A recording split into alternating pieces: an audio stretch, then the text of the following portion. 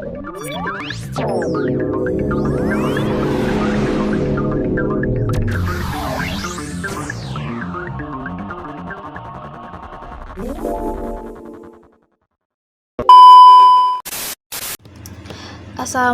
warahmatullahi wabarakatuh. Perkenalkan, nama saya Lisa Priyanti dengan NIM 20334255 dari Prodi D3 Keperawatan.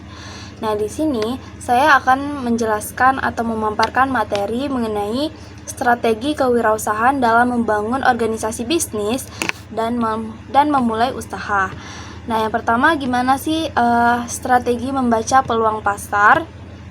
Nah, pertama, tanyakan pada diri Anda sendiri keterampilan apa yang Anda miliki. Nah, untuk menemukan ide bisnis yang layak, maka tanyakan pada diri sendiri apa yang bisa saya lakukan dengan kemampuan saya, dengan keterampilan saya, seperti itu.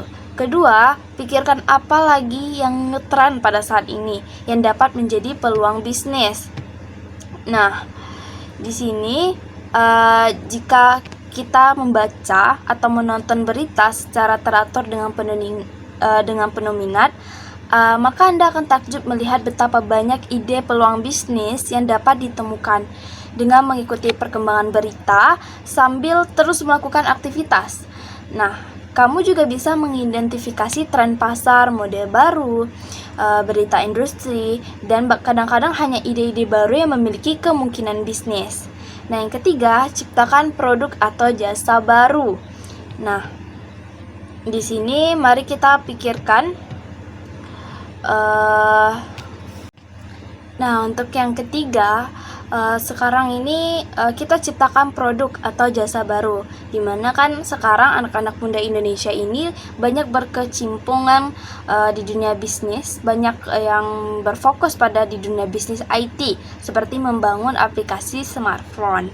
Nah, keempat, tambahkan nilai produk yang sudah ada.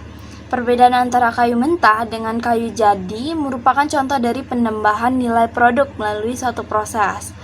Nah, dimana selain penambahan nilai melalui proses, Anda juga bisa menambah layanan atau menggabungkan produk dengan produk lainnya. Misalnya menyediakan layanan delivery di samping layanan pada gerai. Nah, kelima, ada penelitian pasar. Pencarian ide bisnis atau peluang usaha melalui penelitian pasar ini sangat penting dilakukan untuk jenis usaha yang membutuhkan investasi yang cukup besar. Lanjut mengenai strategi dalam bernegosiasi, di mana ada yang pertama strategi menang-menang atau win-win solution, di mana pada strategi menang-menang kedua belah pihak itu berada pada posisi yang menguntungkan karena dalam perundingan diupayakan menciptakan suasana yang memberikan kesan tidak ada pihak yang kalah dengan mengetengahkan pemberian atau keuntungan yang terbaik secara jujur dan adil. Nah, lanjut ada strategi menang kalah atau win-loss solution, merupakan strategi yang bertujuan untuk memperoleh kemenangan dengan keinginan untuk mengalahkan pihak lain yang menguntungkan diri sendiri dan merugikan pihak lain. Nah, ketiga ada strategi kalah-kalah atau lose-lose solution, di mana merupakan strategi yang merugikan kedua belah pihak, di mana keduanya merupakan pihak yang kalah karena perundingan cenderung tidak menggunakan akal pikiran yang sehat, hanya melampiaskan kemarahan dan emosi sehingga tidak akan dapat menyelesaikan masalah. Oke, lanjut mengenai strategi dalam menemukan sumber-sumber potensi.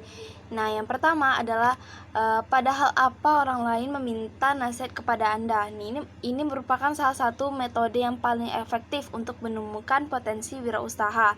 Misalnya, jika apakah Anda sering dimintai nasihat untuk masalah teknik komputer? Jika misalnya iya, berarti kamu cocok membuka usaha sebagai konsultan IT. Atau misalnya bisa juga pada hal desain grafis, mungkin kita bisa juga menggeluti bidang ini. Kedua ada menganalisa tren di pasar. Nah, dimana cobalah kita untuk menganalisa produk apa yang mendapatkan ulasan terbaik di marketplace, kemudian dipelajari apakah terdapat kesenjangan permintaan dan penawaran. Lalu apa yang dapat Anda lakukan lebih baik itu daripada orang lain. Disebut juga dengan self-recognition atau upaya untuk mengenal diri sendiri. Lalu ada memotong jalur distribusi pada industri tertentu. Nah, model bisnis konvensional memiliki 3 unsur utama, yaitu produsen, distributor, dan penjual agar suatu produk sampai pada pelanggan. Nah, memanfaatkan sumber daya yang tersedia, lalu meminta kritik dan saran pada konsumen, dan melakukan evaluasi di setiap bulan. Jadi evaluasi ini juga penting ya. Lakukanlah evaluasi pada bisnis Anda. Kalau sudah berjalan, tentukan langkah apa selanjutnya dari data yang Anda kumpulkan, baik berupa data keuangan ataupun masukan dari konsumen. Lalu bauran pemasaran apa yang Anda lakukan, apakah melalui pendekatan sosial media atau lainnya. Dari situ kita dapat memperoleh data yang reliable, sehingga kamu tidak mengira dengan hanya bermodalkan feeling. Lalu pertimbangkan langkah alternatif. Selalu memiliki rencana cadangan saat bisnis itu perlu. Biar kita ketika mengalami kegagalan, berarti kita punya rencana cadangannya. Mungkin itu saja yang bisa saya sampaikan. Terlebih atau terkurang saya mohon maaf. Saya akhiri dengan wassalamualaikum warahmatullahi wabarakatuh.